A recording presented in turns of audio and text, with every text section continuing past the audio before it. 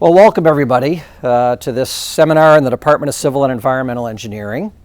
My name is Jerry Hajar. I am the department chair here, and on behalf of all my faculty colleagues, I'd like to welcome you all and also indicate that this seminar has been sponsored by our Northeastern Graduate Structural Engineering Association, which is the Structural Engineering Institute student chapter, graduate student chapter.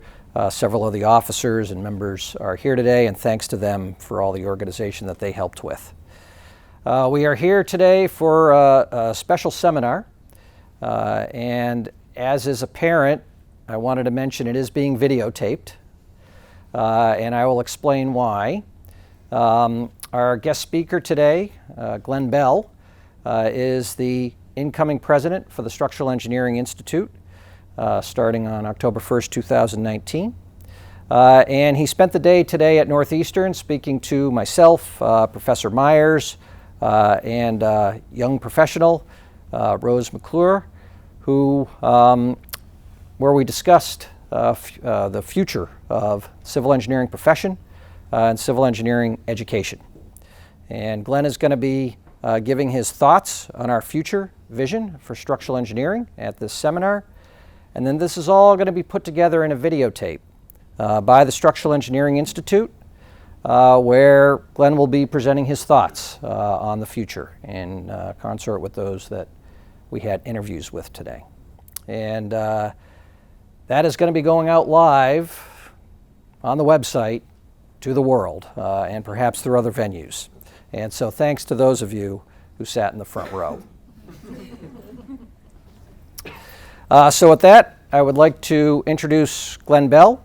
Glenn is Senior Principal and former Chief Executive Officer at Simpson Gumpertz & Hager here in the Boston area and President of the Structural Engineering Institute. Pleased to have him here today for the seminar on Thoughts on Our Future Vision for Structural Engineering. Glenn, welcome. Thank you very much. Thank you. Thank you. I want to thank you all for coming this evening. This is a subject I'm really passionate about, and I love to share stories about this and different views. And I want to particularly thank the Northeastern Graduate Student Chapter of SEI for hosting us tonight, and the staff of SEI, and particularly Professor Hajar for making this happen. He really did a lot to make this evening happen, so thank you, Jerry, very much. I want to start by saying that we work in the world's greatest profession. I'm convinced we work in the world's greatest profession, structural engineering. We do work that is meaningful and challenging. We do really important work for society. I mean, how many professions do you get to do that in? Our colleagues are just incredible people, very high caliber, very high integrity. I'm proud to work in this profession with the colleagues that we work in. We are also supported and driven by tremendous professional organizations, most importantly this evening the Structural Engineering Institute of ASCE that helps propel us forward. So it's absolutely fabulous everything that's going on. You may or may not know that SEI is the largest of 9 institutes of ASCE. We have over 30,000 members. What is really, really impressive to me, and one of the reasons I'm here in this role today, is that the degree of volunteerism and commitment, unselfish work, volunteerism by professionals and students is just incredible. And we're really driving this profession forward. It's really inspiring to have the opportunity to help lead this group. I've been pretty active in ASCE through my career. I've been practicing for 45 years now. And when the institutes were created, I got active in SEI as well. But as Jerry mentioned, I was CEO of our company for some time, and there was a 22-year stint there where my day job was pretty demanding.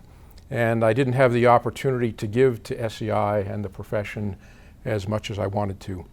So I resolved that when I gave up my CEO hat and had a little more time on my hands, that I was going to get committed. And that was the end of 2016 that I gave that hat up. So I started inquiring about where the opportunities were, and I quickly learned that the opportunities are tremendous and multiple. There's no limit to what you can do to help contribute. I soon found myself on the board of a newly formed division of SEI called the Global Activities Division, which I'll talk a little bit about tonight. I found myself on the board of the Structural Engineering Futures Fund, which I'm also going to talk about. I found myself on the board of governors of SEI, which is the path that led me to this president's position now. And along the way, as we became more globalized, I got introduced to a like-minded organization headquartered in London called the Institution of Structural Engineers, known as iStructE. I don't know if any of you are familiar with iStructE, but they are a similarly sized organization, about 30,000 members. They're a bit geographically more diverse than we are, but we've been doing a lot of things together, and I found myself on their board as well. And this is all in the space of about 5 years. So, a little bit of willingness to get involved and just putting feelers out about what the opportunities are. There's no limit to what you can do and what you can contribute to SEI. So when the opportunity came to stand for the president's position, I jumped at it right away. I didn't hesitate whatsoever. I think a lot about the future of engineering. I always have thought a lot about the future of engineering. The reason being that my dad was an electrical engineer and he worked in the aerospace industry in the 1950s, 60s, and 70s. And he had a tremendous run. I remember when I was young in the 60s that it was an exciting time. We were landing a person on the moon. My dad was involved in some of that work. There was a lot it seemed like anything was possible. And from the age of 3 or 4, as soon as I was old enough to understand what engineering was, I knew I wanted to be an engineer like my dad. But then I began to watch, because my dad fell on some hard times in his profession. When we landed a man on the moon and funding got cut back for the space program, military spending got cut back, and the aerospace industry went into a deep funk. And my dad suffered from a lot of that as well. And it made me think a lot about what discipline of engineering I wanted to go into, and it was time to make a choice. And I think one of the reasons that I chose civil and structural engineering is that I perceived that it would likely be a longer term, more reliable means of employment than what my dad experienced. And that has certainly proven to be the case for me in the last 45 years. But one question I would like to plant out there is, will the next generation of civil engineers enjoy the same stability that I did in the last 45 years? I don't want you to get concerned about that, but I want you to think about it quite a bit. And so my dad's experience made me think a lot about what I call sustainable relevance, being sustainably relevant in industry and in the work environment and what you do. And there are many, many examples, particularly driven by technology in the history of humankind, where major factors, technological factors or whatever, have come up and completely disrupted an industry or a company and so forth. I think this is very well represented by the Blockbuster versus Netflix story. This graph here, if you can't read the time scale, runs from 2004 to 2010.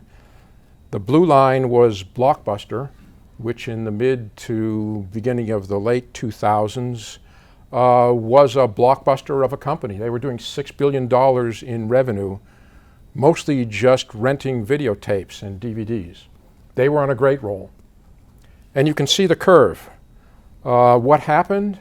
Along came the maturity of the internet, the ubiquitous of the internet, and a brazen startup called Netflix came around and said, we have a better idea.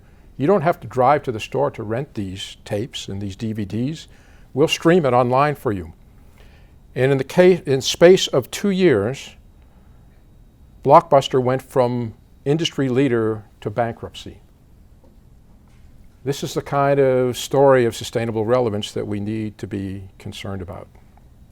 So if you read me as, well, one other point here, overlaying on technological change are other driven factors, geopolitical factors, the distribution of wealth and authority around the world. It's rapidly changing. Look at the great success story of Shanghai just in the space of 20 years from 1990 to 2010. So the changes around us are not only technological. We talk a lot about them, but we're getting globalized. The world is changing really fast, and we have to be cognizant of that. So I provide this background just to make us aware of the speed of change and what we need to do. I don't want you to take these perhaps perceptions as concern that I'm negative about the future of civil and structural engineering. In fact, I'm quite optimistic about our future. I think we are very well on the cusp of a renaissance in structural engineering. And why do I think that? If you look at the challenges, the grand challenges that society is going to be facing going forward, they really cry for structural engineering leadership, and that's where the opportunity is for us. But we have to respond. Just a few pointers on the future world. We expect that by mid-century there will be about 9.5 billion people on the planet. 8 billion of those will be from developing countries. So there's a huge amount of sustainable, affordable infrastructure and built environment that needs to be built here. Urbanization is a trend that we're all familiar with. Every day, about 200,000 people each day are moving from rural environments to urban environments.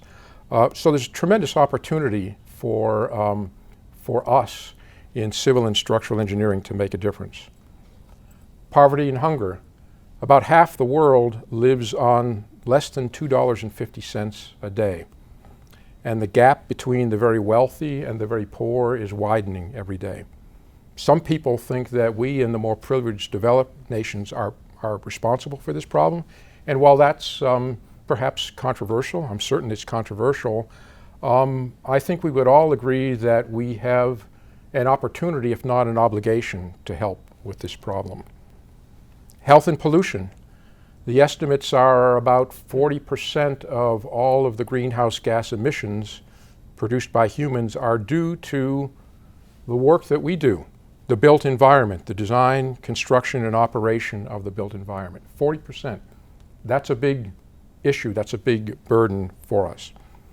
And these kind of issues are not only technological, but they really require their public policy, their societal issues where we have to take leadership roles as civil and structural engineers.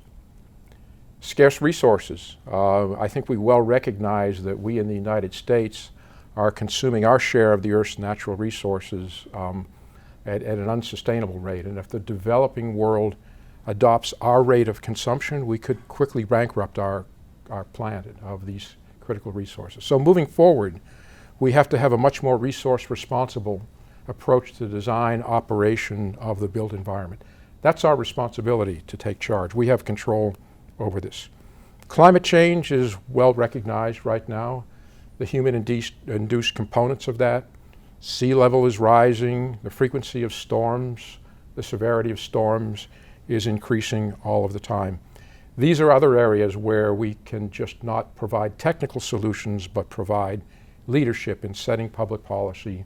Some of this may involve advising societies on not where to build, big questions like that. And national security. We're all concerned about national security with everything that's going on in the world right now. We may think of these as primarily political and military problems, but our built environment, the infrastructure, is critical to the security of every nation and every society. So we have important roles to play there. So these are the reasons that I feel we have a tremendous opportunity to create a renaissance in civil and structural engineering. It's there for us to take leadership. We have an obligation to do this and to play roles like we've never played before. Will we respond? So I'm really optimistic about this renaissance, but there are two caveats. There are two buts to my optimism here, and those caveats and buts are really about us. If we're going to be successful, if we're going to seize the moment and the opportunity here, we need to create a new breed of engineer than we have in the past. One that are engineering leaders, one that are more creative, innovative, collaborative, more willing to work on cross-disciplinary problems and really be leaders for society. I like to use the T-shaped analogy when I think about the structural engineer or civil engineer in the future. We tend, many of us, to be very specialized and narrow and deep in different areas. And I'm not suggesting that we lose that technical specialty that makes us what we are as structural and civil engineers. But we also need at the same time breadth. Breadth in technical and non-technical issues, in the ability to work across and span and integrate various disciplines here. So number one, the first of the two buts is we need to create a new breed of engineer going forward. The second but is that we really need to work to reposition ourselves as an industry, to change people's minds about who we are and what we can do, to place ourselves in positions where we can play a more impactful role. Because if we're not proactive about that, it won't happen. We often work in the shadows. We often work in supporting roles, and that's not how we're going to be successful or impactful in the future. So if we can work on these two buts, I think our future looks tremendously exciting. So we're here largely to talk about SEI. What is SEI doing about this?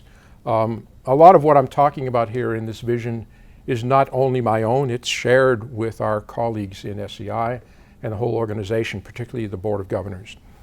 What SEI is doing about this is an awful lot, and that's what I want to talk to you about tonight. Our Board of Governors in 2008 started working on this issue in earnest. At the time, I will say there was a lot of negative talk and concern about what our future might be. That machines just may take over everything that we do and we would be rendered irrelevant. With a lot of thought and forward-looking ideas, I think we've come a long, long way where we're all optimistic about our future right now. So our board worked very earnestly, great work by a lot of great people, to produce this first document, which is in the middle of the image here, called A Vision for the Future of Structural Engineering and Structural Engineers: A Case for Change. This was published in 2013. You can find this on our website. And it set forth a very inspiring and ambitious vision about our future. But it didn't just stop there with a lofty vision. It laid out a roadmap and a number of things that we needed to do to move ourselves in the right direction. And there were 9 of them. What I'm going to talk about is strategic objectives for this first vision. And SEI board went to work placing responsibility in the various units of SGH, of SEI, different committees, other boards and so forth, and divisions to get this important work done. You know, a lot of strategic plans tend to get, I've worked in business a long time, get lost in a file drawer somewhere, never to see the light of day. This has not happened with this vision. There's been a lot of hard work on this since 2013. The other thing we did rather recently, which is unusual and I'm very proud of, is our Board of Governors looked at year 5 years into this, the question of how are we doing? Are we making progress? Are we working on the right things? Do we need to make some mid-course corrections? And the result of that work was in the document that's illustrated on the right-hand side here, where we did a confirmation of our vision and an update to it in April of this year. So this is very recent work. And what we learned from taking an honest assessment of how we did was that we had made some great progress in some areas. We made some so-so progress in other areas, and there were a couple of areas where we had to give ourselves poor grade. It was an honest assessment of how much we progressed. We produced a lot, but we weren't satisfied. And we also added a couple of more strategic objectives that we realized that we need to work on to stay current. So all told right now, we have 11 strategic objectives that we're working on. And what I want to do for much of our time together this evening is talk about what those objectives are, how we're doing, how much progress we've made, where we're making corrections, and what it looks like going forward. Because we are now realigning everything that the SEI Board of Governors is doing behind accomplishing those 11 strategic goals. So this is fresh information, new information, and we're moving forward. And that will be in part my job as the leader, as the chairman of the Board of Governors, to see that we're working on the right things, working with my colleagues on the board there. One other thing that we did along the way to help spur the initiative on was to, I will say, reinvigorate. We didn't invent at that time an entity called the Structural Engineering Futures Fund, but we reinvigorated and refocused the Structural Engineering Futures Fund, which you may or may not have heard of.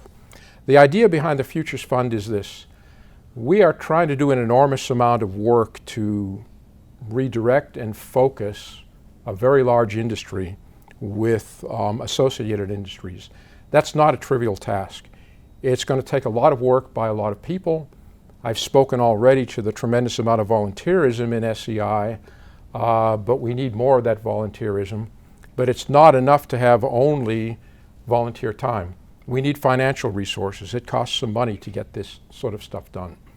And so we refocused and reinvigorated in 2014 the SEI Futures Fund around directing resources to work on the SEI vision, and it's been very effective. My pitch to you all here today is that this is our fund, and we all need to contribute to our future. So we seek out and accept and welcome contributions from all sources, whether you're more wealthy and can afford to make big contributions, or small and just able to do what you do. But we all need to get involved here. This is our commitment to moving our profession forward. And I'll touch on the Futures Fund a little bit later. So I'm going to walk through the 11 strategic objectives here, talk about what we've accomplished, where we are, where we're going with this sort of stuff. One area that I'm really excited about, we're really excited about, where we've made great progress since 2013 is in advancing performance-based design, performance-based codes and standards. What this is about is very simply that we're looking to design more of our structures now, not necessarily to highly detailed and prescriptive code requirements, but performance objectives. So we're really looking at, what are we really looking at in terms of the desired performance of our structures? And for certain hazards and loading scenarios, we design to levels of performance rather than satisfying code equations. This is really key, we think, to our future, and I'll tell you why. Increasingly, our codes have become very complicated, very prescriptive. I learned concrete design on the 1971 version of the ACI code, and I still have that code. It's about this thick. It's about 78 pages wide. I still use it. It allowed, actually, because it was not highly detailed and prescriptive, a lot of room for judgment and creativity. If you look at the 2019 version of the ACI code, between the base code document and the commentary, it's over 600 pages long now, filled with detailed equations that have to be satisfied. And I don't want to diminish the tremendous work and the value that's gone into that. A lot of great work and good thought has gone into that. But it's become so detailed and so prescriptive that it's really robbing us of our ability to, what we should be good at as humans, the thinking part of this, the creative part of this. It's boxing us in too much. It's also driven us to the point where there are so many equations to be calculated and satisfied that we can't help but surrender everything to computers now. There's no way to satisfy all of this stuff manually anymore. And that's not good either if it's done very blindly. Just tell the computer, you know, we're a commodity, go solve the code equations. That's what design is about. That's not what design should be about. And so performance-based design is our opportunity to retake our position in the design process as thinking, creative human beings, really top-drawer professionals. So that, we've also, by the way, learned through some trial designs that the prescriptive codes don't always give you the right answer. There have been some interesting examples, particularly for tall and unusual buildings in areas of high seismic performance, that you can get a structure that is really not very desirable, structural performance that's not desirable if you blindly follow the prescriptive code. So whatever you do, whether we use the code or not, we still have to think. We can't blindly follow the code. And we really think that performance-based design is key to moving structural engineering forward in this way. So how are we doing? The leadership, I would say, in terms of implementation in performance-based design has largely been in the seismic arena, particularly for tall buildings, particularly on the west coast of the United States. And here is a document that was the product of an effort from the Pacific Earthquake Engineering Research Center and the Charles Pankow Foundation that sets forth guidelines for performance-based design of tall buildings. That prominent structure in the middle is Salesforce Tower, the tallest building in San Francisco right now, that was designed to these new performance requirements. This building could not have been designed the way it would not have been successful, even commercially, if it were not for the ability to use performance-based design here. So it's a great story. And this is ubiquitous on the West Coast now. This is not future, it's not fanciful. So we're moving into other areas of performance-based design.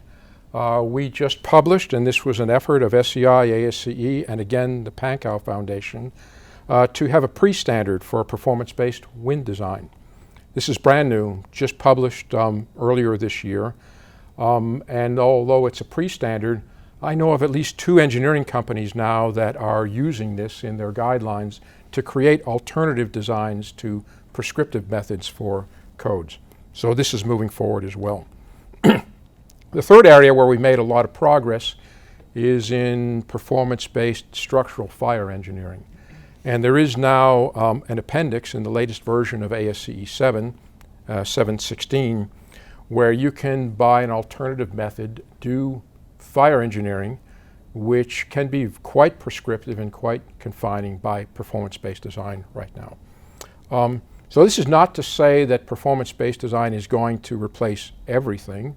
It's not a panacea, but it is an opportunity for us to take back control, if you will, of those things that we can do best as human engineers. There is now a SEI committee that is overseeing all the advancement in performance-based design. It's doing incredible work, and we're really hopeful of advancing performance-based design into all aspects of structural types and hazards. Really, really exciting progress, and most of this work has been in the last 10 years, with it really coming to the fore in the last 5 years. Great stuff. Number 2, and another area where we've been doing a lot of work, is to increasingly recognize that we work in a global environment right now. We're globally interconnected. We in the United States have been a little bit insular in this way. We tend to think that sometimes everything happens within our borders. We recognized in SEI that there was a lot more that we could do to help engineers be effective on a global platform, because we're all, whether you work on a project in your backyard or on the other side of the world, materials are sourced from around the world. We're all influenced by globalization. And so we formed 5 years ago this Global Activities Division of SEI to help address this problem. Our main objective there is mostly to help US-based or North American-based structural engineers practice effectively any place around the globe. And we're providing resources, we're providing things that will help with training and so forth to help us work in a global environment as well. We also recognize that we actually have a lot of SEI members outside the borders of the US. And there has, until very recently, not been any SEI local chapters in places outside of North America. So one of the other objectives that we have is to start to create local chapters outside of the US. So those stars recognize the first 2, which were introduced this year. We have an SEI chapter as of just about a month ago in Israel, and another one in Mexico City. And we're looking to expand on that as well. What are some of the other things the Global Activities Division is doing? We are collaborating and communicating with like-minded organizations. I mentioned earlier the Institution of Structural Engineers in the UK. We have a great collaborative relationship with that organization. We're doing lots of things together. Our leadership meets twice a year to set out our collaboration agenda, and it's been a great thing. We found that iStructD does some things that are honestly better than we do in SEI, and there are things that SEI does better than iStructD. So by working together, we can eliminate waste and inefficiency and bring each the best we have to improve structural engineering on a global basis. This is pretty much brand new stuff, but and I'm really excited that we had a great conference in Dubai just about 2.5 weeks ago. This was the first ever joint SEI iStructD international conference in structural engineering. And we brought participants and panelists and speakers really literally from around the globe to compare and contrast lessons learned from iconic global structures all around the globe. It was a great success. I'm still buzzed from coming back to that right now, and we're going to produce a publication on the lessons learned. This is for another lecture. I can't go into details, but it was really a very inspiring event. Another product of the iStructD SEI collaboration is to bring to the U.S. a system of what's known in the UK or developed in the UK called Confidential Reporting of Structural Safety. The acronym is CROSS. And the idea behind CROSS is that we need to work together to learn from and improve our practices from the lessons that we learned from failures and problems and near misses and safety concerns. So starting in 2005 in the UK, you could go into a web portal that looks a lot like this. This is a US version right now. And you can confidentially report in reports of problems or failures of structural safety. And what happens is those reports are picked up and they're analyzed by an expert structural engineering panel for lessons learned and suggestions on how we can improve practice, and reports and newsletters and so forth are put back on the website. So the idea here is that we need to share information and learn from the problems. And this is something, we've done historically in construction very well. The great cathedrals were built by just observations of performance, what works and what doesn't work. But we kind of lost that discipline in the last maybe century or so, something like that. So this is our mechanism for doing it. It's been highly successful in the UK. There are reports that really show direct influence on improvements in standards of practice in the UK. So we have brought CROSS to the United States this year. Andy Herman, who's sitting in the audience here, and myself are two of the drivers for this. And we went live with a US version of CROSS in July of this year. So you can anyone can go on the website. It's cross-us.org. You can search by keywords, or you can just go on and read all the reports, from beginning to end if you want to. But there's a lot to be learned from this information. And this is really working towards the notion or a vision of creating a global network of cross entities where we can learn from each other globally. Very exciting, another direct consequence of the collaboration we've been doing with iStructD.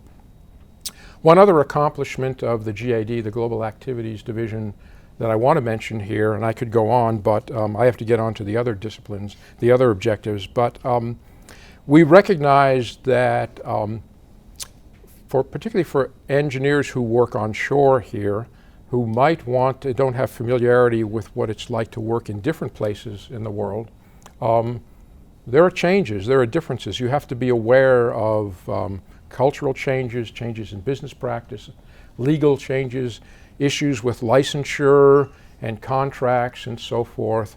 It's not easy to step outside the borders, and there's a pitfall of trying to imagine doing things by your familiar local paradigm. And so we created this global practice guide. It's not a cookbook, but it's a set of advices and recommendations and guidelines for what to be aware of, what to look for when you practice outside our borders here. This was published in the spring of this year as well. So a lot of activity from the GAD. The third initiative here is that we recognize that we work in an industry where there are a lot of players, a lot of organizations like SEI.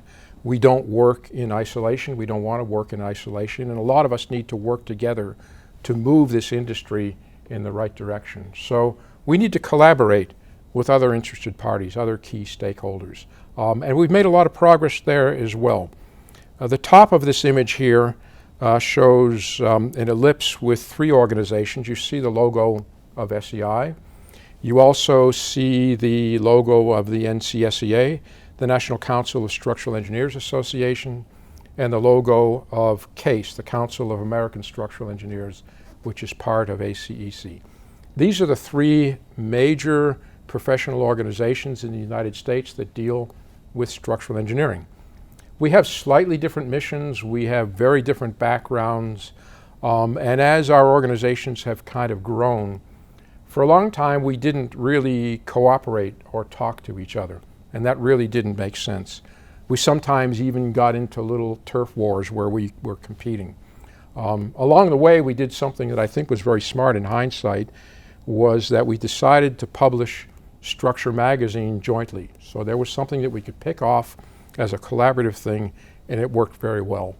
And that's led to a deeper collaboration with these organizations, where now, just as we do with iStructD, the leadership of SEI meets twice a year with the leadership of NCSEA and the leadership of CASE.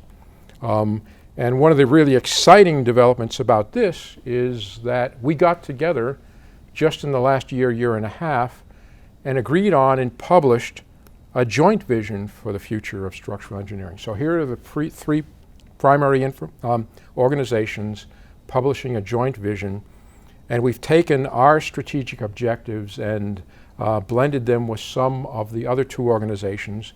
And we have a set of objectives that we want, things that we want to work on together, that we are working on together to move the profession forward.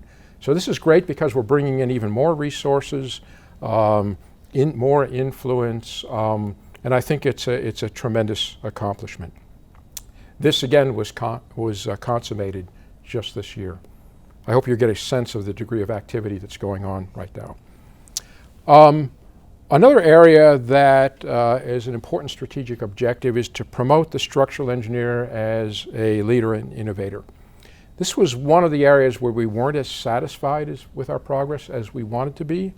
And I think after talking about why, we came to the realization that maybe we were looking at this problem a little bit too narrowly. We started with the premise that in the structural engineering community, we aren't necessarily recognized for the good work that we do. We're not in the spotlight. Sometimes we play supporting, subservient roles. And we sort of had the impression that if we could just sort of promote ourselves, make the public in the industry aware of all the good things that we do, then magically things would happen. And we certainly need to make the world aware of the things that we do. But this objective is really a lot more complex than that. And so we've sort of altered our strategy here by looking at 3 things.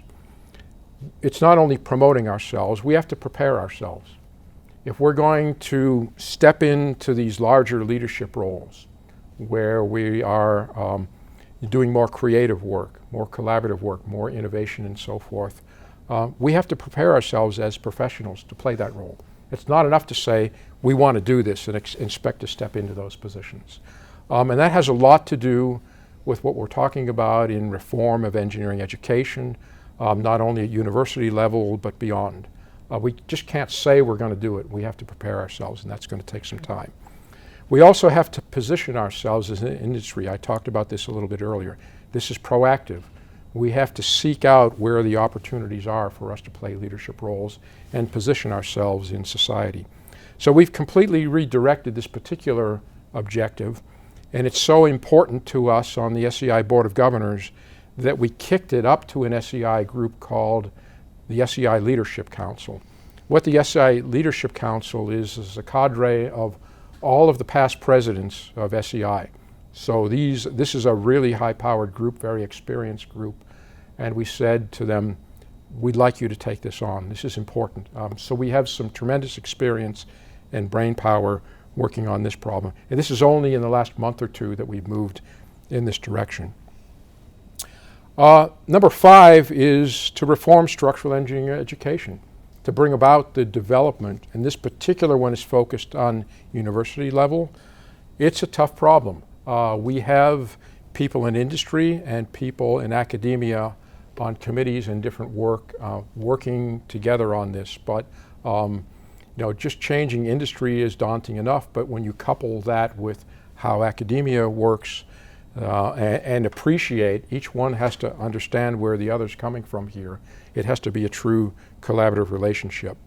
So we formed, on the original publication of the vision document, a committee called Committee on Reform of Structural Engineering Education.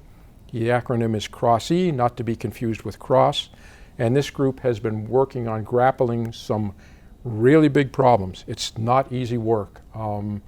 It's not a committee that I would join lightly, but it's important work that needs to be done. If I had the time, I definitely would jump in. But they have tough work to do. That committee is due to present their report, their findings, to the Board of Governors by next spring. But I've heard, some of the things that they're coming up with. Some of their preliminary conclusions are that we need more flexibility in our engineering programs. We're perhaps overly constrained in our engineering programs. And if you look at the diversity of skills and backgrounds that we need structural engineers to come from and to do in the future, we need more flexibility. Infusing creativity into the engineering curriculum, really very, very important. That's talked about in just about every venue on this. They're concluding that we could use for better training for professors in pedagogy and teaching practices as well. I know a lot of professors who are great teachers, but the question that's asked is, does a PhD in structural engineering necessarily make you a good teacher? You have to go through a lot more to teach in a public school system in terms of proving your teaching credentials. And so that's something that's come to the fore.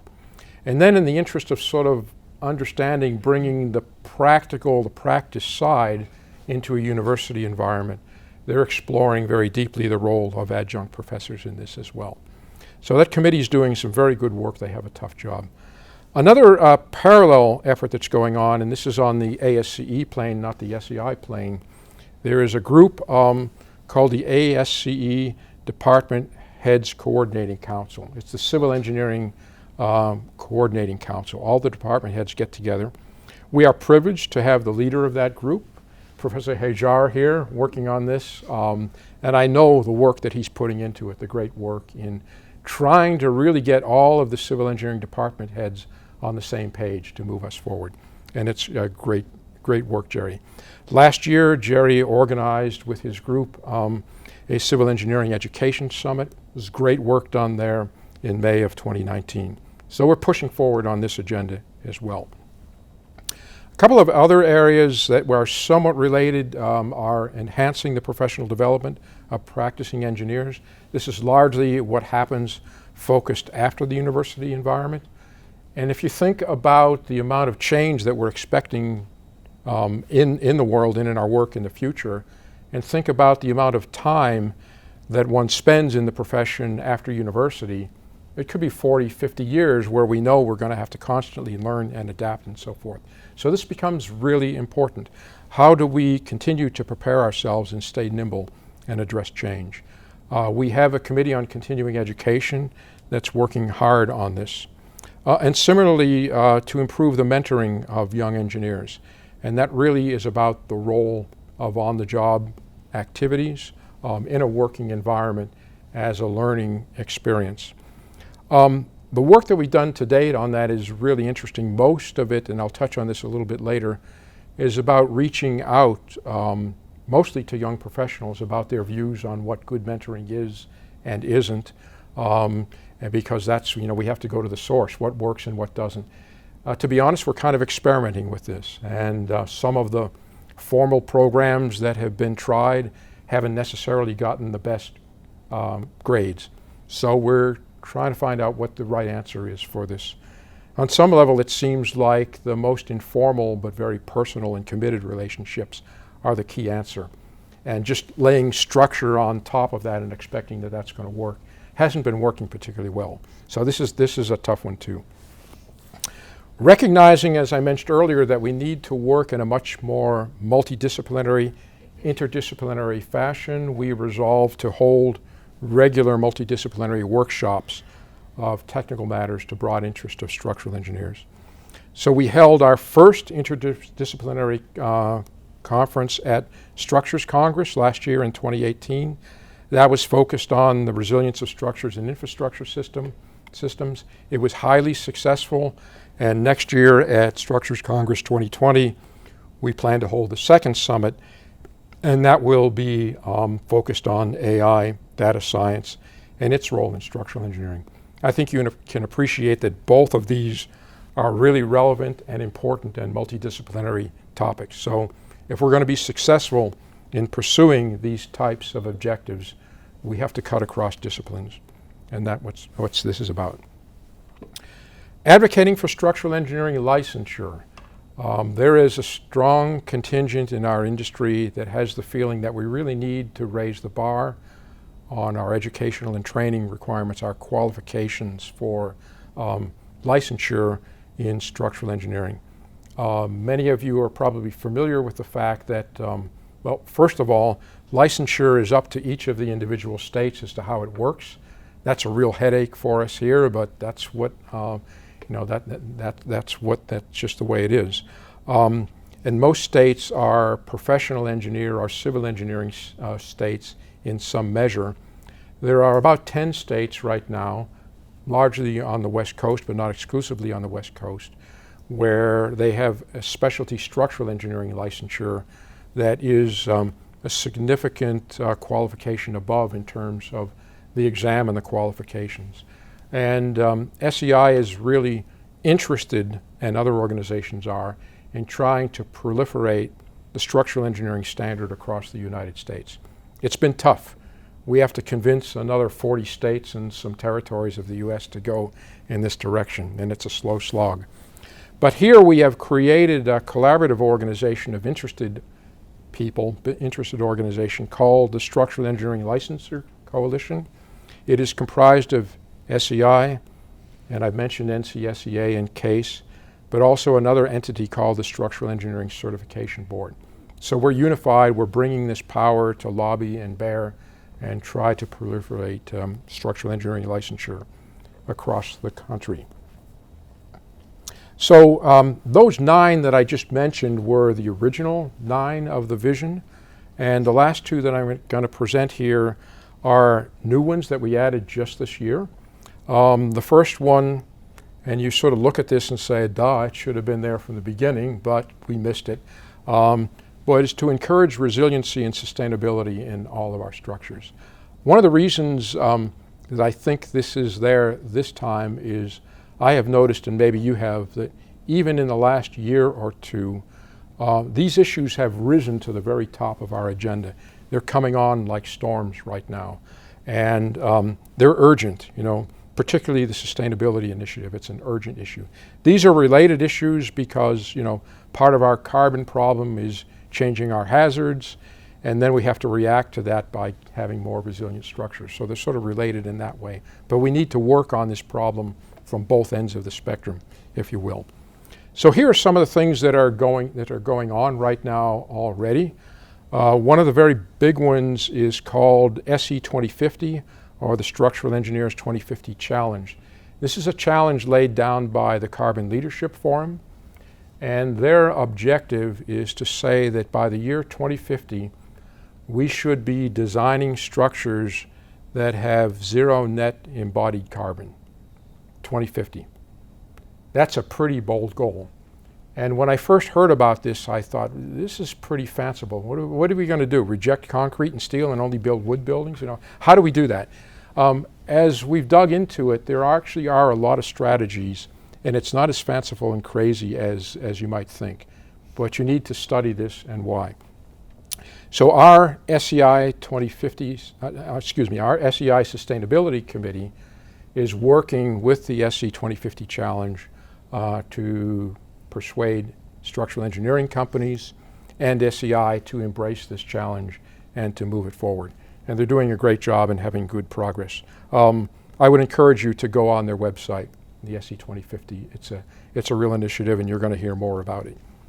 On the resilience side, there's a lot going on. One of my favorite projects, I'm actually involved on an advisory committee of this, is a Center for Risk-Based Community Resilience Planning. This is a long-term research project funded by NIST, and it is headquartered at Colorado State University in Boulder. And there are over 90 researchers involved with this. A 5-year program that is about, we hope to be renewed for another 5 years. And what this is seeking to do is create models and a computing platform. I don't want you to think of software. It's a computing platform where right now it's for researchers, but we're looking to take this into the practice environment where we can model the impact of hazards, not only from a physical infrastructure perspective, but from the sociological and economic perspective. And these things are intertwined. So these 90 researchers I mentioned are not only engineers, they include sociologists and economists that are developing very complex models. And this tool, we hope, will be useful to communities, to cities, maybe other entities like university campuses who might want to take a long-term view of their resilience. And what this tool will allow a community to do is determine what the optimal and type injection of resources would be to improve the resilience of their facility. It's a really exciting thing, really multidisciplinary. I think the future of civil engineering on steroids. I hold this up as an example of great work that we need to head into. And we do have within ASCE, this is not an SEI committee because resilience cuts it really across all the institutes, a resilience committee within ASCE. The second objective is to promote diversity by supporting ASCE Policy Statement 417.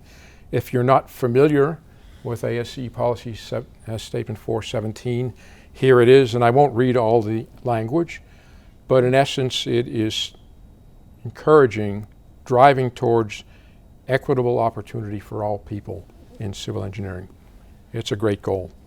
One, I think, really cool project that's been going on for several years now through SEI, NCSEA. This really started out of CEOC, but grew to NCSEA, and it's become a national, even somewhat of an international presence right now, is a study, and Rose McClure, put your hand up please, Rose, is one of the primary drivers of that. And SE3 stands for Structural Engineering Engagement and Equity. And one of the great pieces of work that this group has done is actually to go through surveys and numerous conversations what the views are, particularly amongst young engineers, about engagement and equity. So they're getting facts in where you need facts in an area that can be pretty controversial and very sensitive as well. They've done a tremendous job. Their website is shown there. The URL is right there. I'd encourage you to go on. There's lots of reports and great resources and even a video on the work that they've done. So those are the 11 SEI objectives, and I'm sort of moving towards conclusion here. But before I start to wind up, I have to mention an exciting initiative that's going on the ASCE plane now, where ASCE has undertaken a very ambitious project to try to help design and understand the future world in which we are working. And the Industry Leaders Council of ASCE has been driving this forward. And one person on the ASCE staff, his name is Jerry Buckwalter. I think you're going to be hearing more from him. Jerry actually came out of the aerospace industry, where he was responsible at Northrop Grumman for the strategic direction of that firm, and he was influencing where that huge industry was going. Did it highly successfully, and now he's with us in civil engineering. He wants to help us in civil engineering envision our world and make sure that we're very well prepared. The idea behind Future World Vision is that we really try to understand the world in which we're going to be working in about 50 years from now. Now, we all know that nobody has a crystal ball, and we can't do this with guesswork at the same time either. But the way that ASCE has approached this is they have actually put hard science behind it. They hired a strategic planning firm from the Boston area, and they're trying to imagine what various scenarios, possible scenarios might be for our future. And there are multiple outcomes from the study that they did. But the notion is we're not trying to predict exactly what it's going to look like in 50 years, but as Jerry says, paint the corners of what is likely or possible. And they did a very interesting study where they looked at different trends, things that are going on in the world around us, changes in demographics, climate change, things with energy and so forth. And they looked at all of these trends and projected out and looked at the variability of those trends and said if we combine these trends in different ways, what scenarios emerge? It was really, so this is hard science. This is not guesswork. And out of that came really something really exciting. The 5 scenarios they had identified are the megacity. If you want to envision a megacity, imagine that everything from Boston to Washington, D.C. is connected in one city. The rural city, which is really an interconnection of rural communities across a wider geographic spectrum. The floating city, where we're building a lot of habitable space offshore. The frozen city, and the off-planet city. I don't know whether that's Mars or whatever. But these are really interesting. And what they're doing right now, this is a really ambitious program, is creating scenarios through a 4D immersive storytelling experience where they're creating these scenarios, these cities in virtual space. And there was a demonstration of this at the ASCE convention just the week before last. Andy Herman was there. You see somebody with immersive goggles there. This is really how it works. You put your goggles on and you can walk around the city and you can imagine and see how things are working. And this is not a video game. Jerry is very quick to point out this is not a video game. This is based on hard science. And what are its purposes? You know, we want to inspire the next generation of civil engineers to imagine what the world is going to look like and how we can contribute, but also pique public interest in what we're doing. We want to work on cross-disciplinary leadership. That's a big theme moving forward. Interdisciplinary, cross-disciplinary stuff, systems thinking are all things that Jerry talks about. And to foster new innovations. So you go through one of these future cities, see what's happening, things that look like, and say, what will we have to do in terms of innovation in order to achieve that? So it's really exciting. I have a short video clip here that I will just show you before we wind up, that Jerry lent to me. To look out 50 years is not normal, but we felt we had to take a step out that far. This is an industry that has built nations over thousands of years.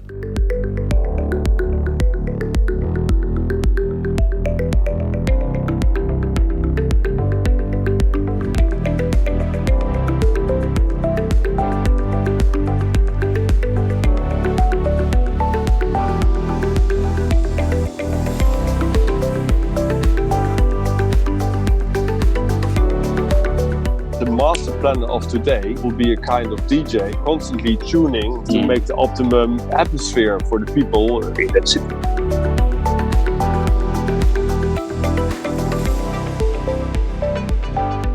This is going to be a very exciting ride.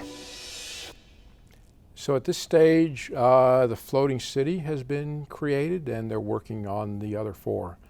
So stay tuned. You can see some of this information on ASCE's website. I think it's tremendously exciting. ASCE has really doubled down on our future here, and I think that we're all going to benefit from this. So I want to sort of bring us back from 50 years now and present and just focus a little bit about what I and the board are going to be focusing on in the coming year before I wind up. These are 2 things here that I'm personally passionate about and want to emphasize in my work with the board this year. I'm really passionate about developing and enabling the next generation of structural engineering leaders. What do we do? And what is the strategy for doing that? There are a lot of ideas and I don't have time to go into all of them now, but I really think that one of the key strategies is that we need to recognize that in the future more than ever, a career in structural engineering or civil engineering for that matter is going to require a commitment to lifelong learning. It's going to be even more critical in the future than it is now. We're constantly, no matter what your age or how far you are into the profession, going to have to be learning and adapting all of the time. And that has profound implications. It has implications for a university environment. It keeps Jerry up late at night, as it should, and you should be happy that he lays awake thinking about this at night, because it means what is the role of a university setting in a new world, in a rapidly changing world. And I think that one of the things that we need to do with this, and Jerry and I have talked a lot about this, is really have a deep and continuous dialogue between industry and academia about what our expectations are from the various phases of an engineer's development, from a university setting, undergraduate, graduate school, that period before licensure, of internship, and the very long period of ongoing professional development after that. I believe, and I think a lot of people agree, that if we're going to prepare engineers for a rapidly changing world, we really have to focus the undergraduate experience strongly on fundamentals. That's going to be our anchor for a rapidly changing world. And I know a lot of others who hold that. The other thing I have come to realize, we talk about the qualities that we want in structural engineers in the future, and at first blush it sounds like we're trying to create engineering superhumans right now, where we want everybody to have all of the qualities that structural engineering demands from us. And I think the answer there is that that's really not realistic. We've come to realize that really isn't realistic. And the consequence of that is to recognize that to be successful in the future, we need structural engineers of varying backgrounds and roles and capabilities. So for example, we still need people of very narrow technical expertise in some areas, but we also need generalists. We need creative designers. We need people who can be leaders on a societal level and a project level. We need people who are very good at innovation and entrepreneurship. No one of us is going to be sufficiently good at all of those things. And what's the consequence? Structural engineering is a team sport, okay? We're not going to come out of cookie cutters. And that means that we really need to broaden and bring more flexibility to our engineering curriculum. We may come from very different backgrounds and very different experiences as we meld together as structural engineers in the future. How do we enable the next generation of structural engineers? This is something we're really focused on in SEI, and I was talking to others earlier about this today in some meetings. We in SEI are doing everything we can to push students and young professionals into leadership positions. And something that we created through the Futures Fund that's been very successful is to create scholarships to send students and young professionals to Structures Congress, individuals who couldn't otherwise afford to go to Structures Congress. And it's been extremely successful for the past several years that we've had it. Some of the people, young professionals who entered that program, are now emerging leaders in SEI today. And we've been increasing each year the amount of funding that we devote to this. Another similar initiative is that we recognize that a lot of our committees, particularly high-level technical committees, tend to be populated by older people with a lot of gray hair. And that's really not a good thing. A lot of young professionals don't go into this because they might feel intimidated. It's really not bad. We're not that intimidating, we gray hairs. But we created scholarships now and specific goals to move young professionals onto committees. So we're trying to, on almost all of our committees, to have young professional representatives. The feedback from the committee chairs on that initiative has been fantastic. The feedback from the young professionals who participate have been, you know what, this isn't so scary and we have a role to play here. We want to do more of this. So it's been fantastic. So we're pushing students and young professionals into the limelight here. The last point that I want to make, and I think is a key strategy, is to integrate better practice education and research. We need more professors in the class, more practitioners in the classroom. We need more influence of academics in creative work in industry as well. And we have to be working on more collaborative research because we badly need innovation brought to practice much more quickly than we are now if we're going to keep up with the pace of change in the future. So the goal here is to work sort of this continuous virtuous cycle where needs-driven research more immediately is disseminated into industry, is adopted in industry, and that in-field experience with that innovation is circled back into new research, so we have this continuous virtuous cycle. One of the models, I think, for real good needs-driven industry research is the Charles Pankow Foundation, which I've mentioned a couple of times here. Two of the hallmarks, I think, of the MO of the Pankow Foundation are, number one, they will only fund research that is identified from a real industry need, a validated industry need, validated by industry professionals who know. These are the most important things we need to focus on to drive our industry forward, and that's done very carefully.